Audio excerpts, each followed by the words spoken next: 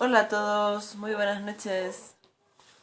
Ya damos comienzo a nuestra lectura del día de hoy, miércoles 17 de febrero, en donde nos corresponde leer el capítulo 17 del libro de los Hechos.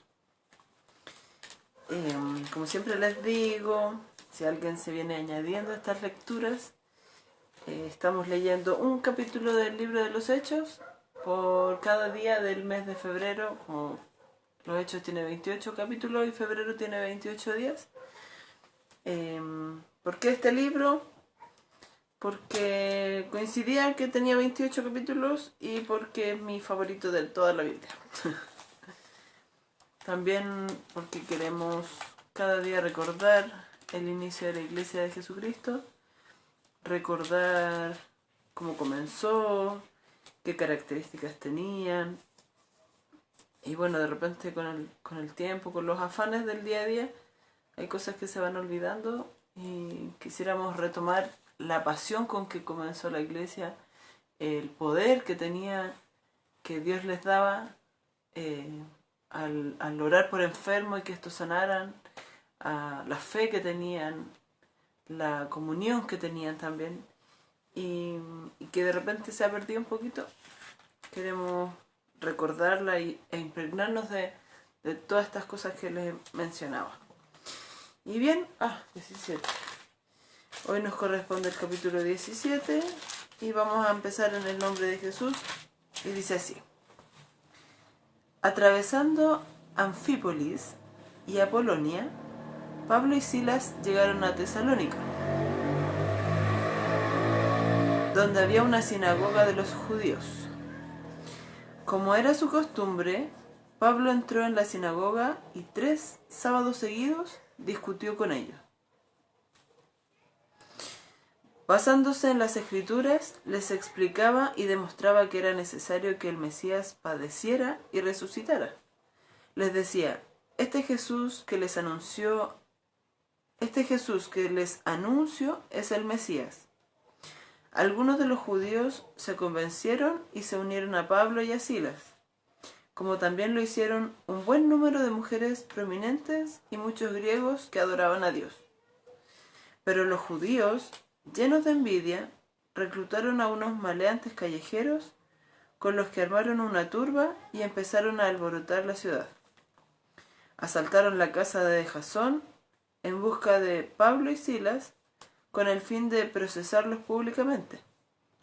Pero como no los encontraron, arrastraron a Jasón y a algunos otros hermanos ante las autoridades de la ciudad gritando: estos que han trastornado el mundo entero han venido también acá, y Jasón los ha recibido en su casa. Todos ellos actúan en contra de los decretos del emperador, afirmando que hay otro rey, uno que se llama Jesús. Al oír esto, la multitud y las autoridades de la ciudad se alborotaron. Entonces éstas exigieron fianza a Jasón y a los demás para dejarlos en libertad.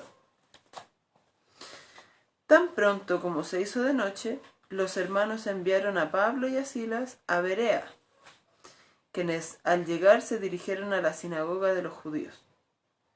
Estos eran de sentimientos más nobles que los de Tesalónica, de modo que recibieron el mensaje con toda avidez y todos los días examinaban las Escrituras para ver si era verdad lo que les anunciaba. Muchos de los judíos creyeron y también un buen número de griegos, incluso mujeres distinguidas y no pocos hombres. Cuando los judíos de Tesalónica se enteraron de que también en Berea estaba Pablo predicando la palabra de Dios, fueron allá para agitar y alborotar a las multitudes. Enseguida los hermanos enviaron a Pablo hasta la costa, pero Silas y Timoteo se quedaron en Berea. Los que acompañaban a Pablo lo llevaron hasta Atenas. Luego regresaron con instrucciones de que Silas y Timoteo se reunieran con él tan pronto como les fuera posible. Mientras Pablo los esperaba en Atenas, le dolió el alma ver que la ciudad estaba llena de ídolos. Así que discutía en la sinagoga con los judíos y con los griegos que adoraban a Dios, y a diario hablaba en la plaza con los que se encontraban por allí. Algunos filósofos, epicúreos y estoicos entablaron conversación con él. Unos decían, ¿quién querrá decir este charlatán? Otros comentaban, parece que es predicador de dioses extranjeros. Decían esto porque Pablo les anunciaba las buenas nuevas de Jesús y de la resurrección. Entonces se lo llevaron a una reunión del Areópago. ¿Se puede saber qué nueva enseñanza es esta que usted presenta? Le preguntaron. Porque nos viene usted con ideas que nos suenan extrañas y queremos saber qué significan.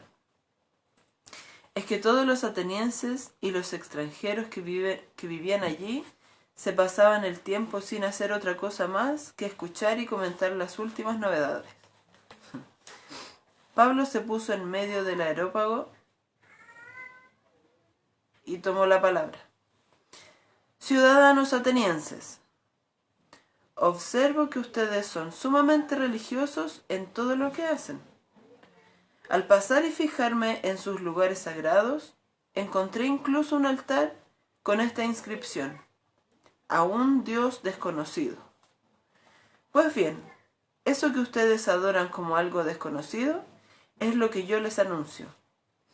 El Dios que hizo el mundo y todo lo que hay en él es Señor del cielo y de la tierra.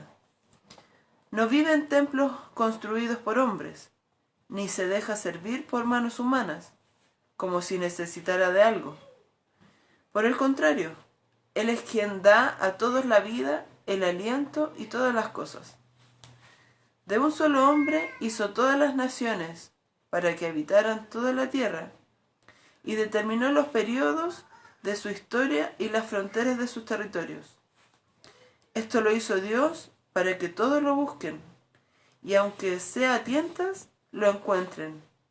En verdad, Él no está lejos de ninguno de nosotros, puesto que en Él vivimos, nos movemos y existimos.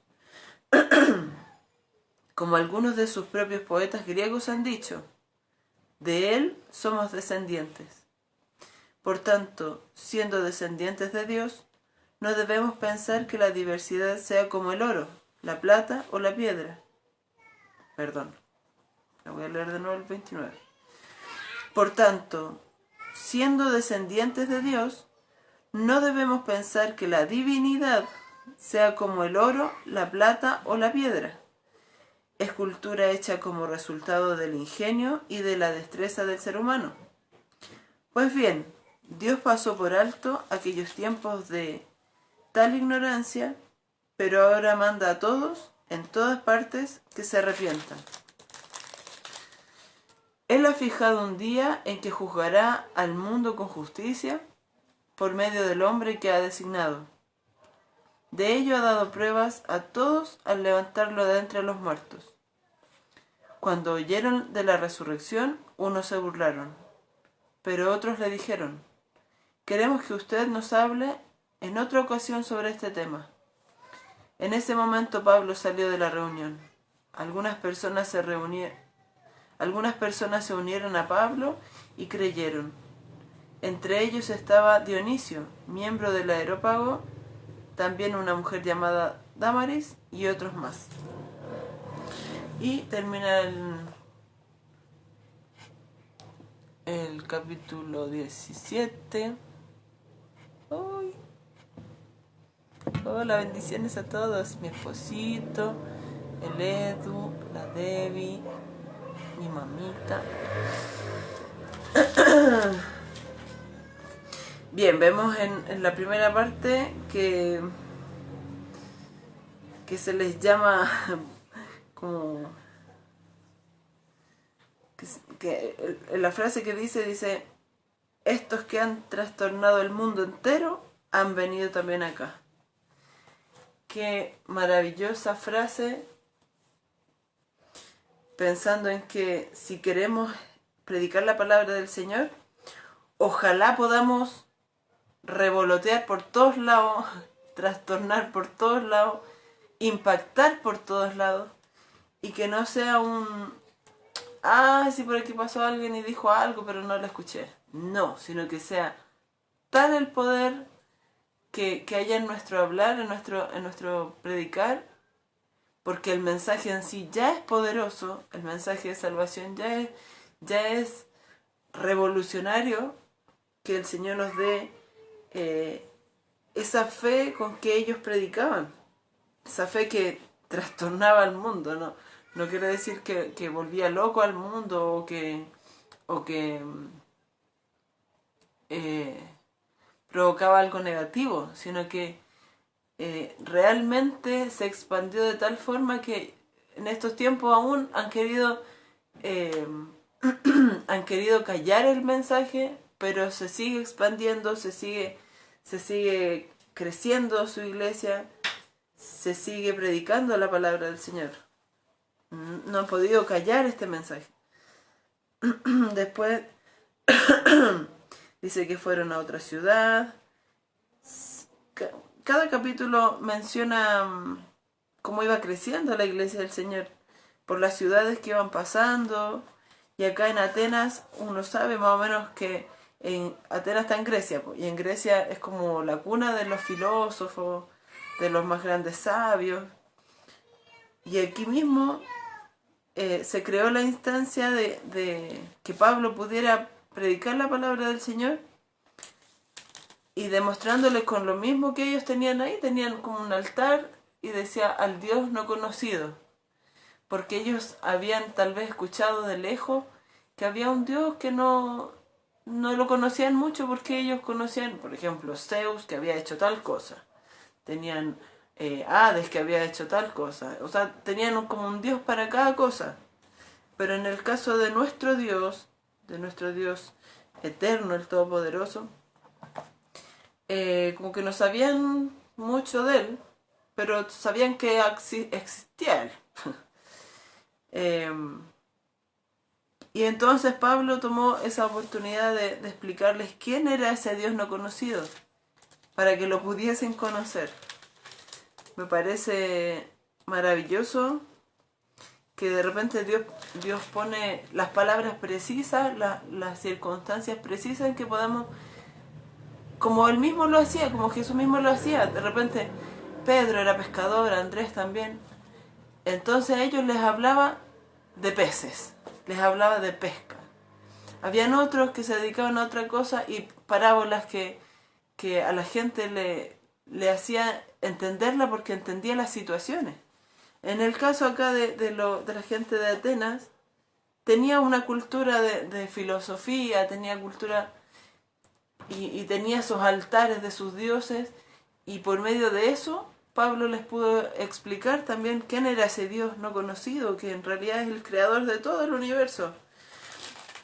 Y pensar que de repente nosotros también tenemos que agarrar esas situaciones, y si se está hablando de algún tema, que el Señor nos dé la sabiduría y nos dé las palabras precisas para decir, es que ¿sabes qué? Justamente este es el mensaje.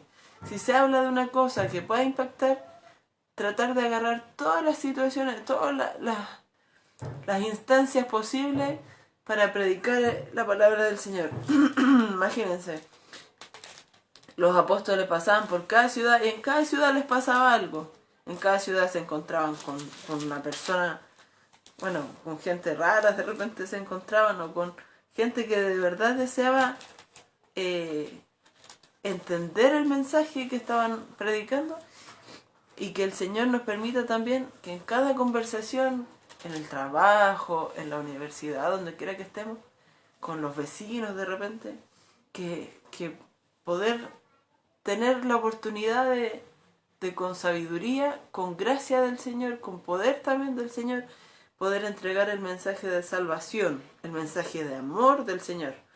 No de juicio, porque de repente hay mucha gente que empieza a hablar del infierno, y es una cosa que bueno, podemos entender que en el fin de los tiempos habrá un castigo y habrá una recompensa para cómo actuamos en la vida aquí en la tierra. Pero no es la idea de que la gente por miedo se acerque al Señor, o La idea es que uno ame estar con el Señor y por eso quiera estar con Él una eternidad, no porque quiera no sufrir en el infierno. Pero bien, dice que dice que algunos se unieron a ellos y también nombran a algunas personas aquí, Dionisio, Dámaris y otros más. Seguramente fueron personas importantes que sirvieron después en el reino del Señor, en la iglesia del Señor. Y que el Señor nos permita también ser parte de esta historia. Porque al final el libro de los Hechos habla de los hechos de los apóstoles, de los hechos de la iglesia, y la iglesia continúa. Entonces que sea escrito de nosotros, mi hijo, mi siervo, mi discípulo, mi apóstol, no, ya no hay apóstoles, que este servidor mío fue a tal lugar y predicó la palabra del Señor, predicó mi palabra e impactó a tales personas, y así esas personas que recibieron el mensaje lo llevaron a otro lugar más y ese otro lugar lo expandió a otro lugar más, y así que se multiplique y que se añada a la iglesia los que han de ser salvos y que se predique el mensaje de salvación, este hermoso mensaje de amor del Señor, y que nos bendiga y nos ayude a poder hacer su voluntad. Mi hermanito David también se agregó y ya estamos terminando, sí, ya se acabó. Nos vemos mañana. Los quiero harto, que el Señor les bendiga mucho, cuídense mucho también y que el Señor nos siga dando ánimo, dándonos sabiduría, dándonos pasión por predicar de su nombre, predicar de su palabra, de su salvación, de su amor, y que no solamente con nuestros labios, con nuestros hechos también, que es súper importante. Y bien, que el Señor les bendiga mucho. Besitos, abrazos, bendiciones, chao.